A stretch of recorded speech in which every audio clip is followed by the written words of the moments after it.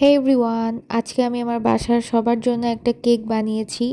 আর আজকের কেকটা এত বেশি সুন্দর হয়েছে, মানে এত পরিমাণের সফট হয়েছে। তো আমি এখানে কেকটা বানিয়ে ঠান্ডা হওয়ার পর কেটে স্লাইস করে রেখেছি এখানে চকলেট গানাশ আর ক্রিম দেওয়ার জন্য। তো এই যে এখানে ক্রিমটাও আমি বানিয়ে ফেলেছি।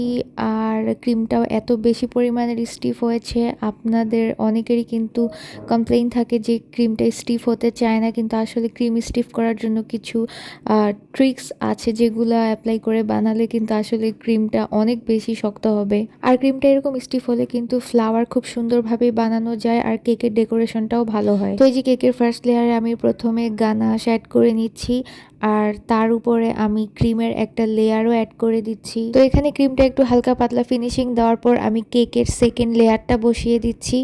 সেকেন্ড লেয়ারেও সেম একইভাবে আমি চকলেট গানাশ আর ক্রিম দিয়েছি, তবে আমি গানাশটা দেওয়ার আগে এখানে মিল্ক সিরাপ ইউজ করেছি। অনেকে এখানে সুগার সিরাপও ইউজ করে থাকে, তবে আমি পার্সোনালি কেকের মধ্যে মিল্ক সিরাপটা ইউজ করতে বেশি পছন্দ করি, কারণ এখানে চিনির পরিমাণটা কম থাকে। আর সুগার সিরাপটা ইউজ করলে হয় কি, কেকটা আমার কাছে একটু মনে হয় মিষ্টিটা বেশি মনে হয়।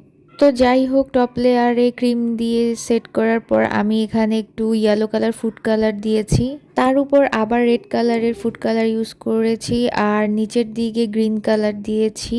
দেন সাইড দিয়ে একটু ক্রিম দিয়ে ডিজাইন করে দিয়েছি, আর এতেই কিন্তু কেকটা দেখতে বেশ সুন্দর লাগছিল। দেন হঠাৎ আমার মনে হলো কেন না মাঝখানে একটা গাছ এঁকে দেই, যেহেতু নিচের দিকটা সবুজ ঘাস আর উপরে একটা সানসেট টাইপ স্কাই ভাইব দিচ্ছিল। তো যেই ভাবা সেই কাজ, আমি চকলেট গানাশ দিয়ে গাছের ডালটা করি, আর উপরে হচ্ছে সবুজ হলুদ আর রেড কালার ক্রিম দিয়ে পুরো গাছটা কমপ্লিট করি। তো কেকটা আসলেই দেখতে খুব বেশি সুন্দর হয়েছিল। আর তারপরই সেম একইভাবে আমি আরেকটা কেকও রেডি করে ফেলি, তবে এখানে আমার কোনো ডিজাইন করতে ইচ্ছে করছিল না, আমি খুব বেসিক রাখতে চেয়েছিলাম এই কেকটা, তাই জাস্ট ক্রিম গানাশ আর চকলেট চিপস দিয়ে কেকটা ডেকোরেশন করি। Hope you like the video and thanks for watching.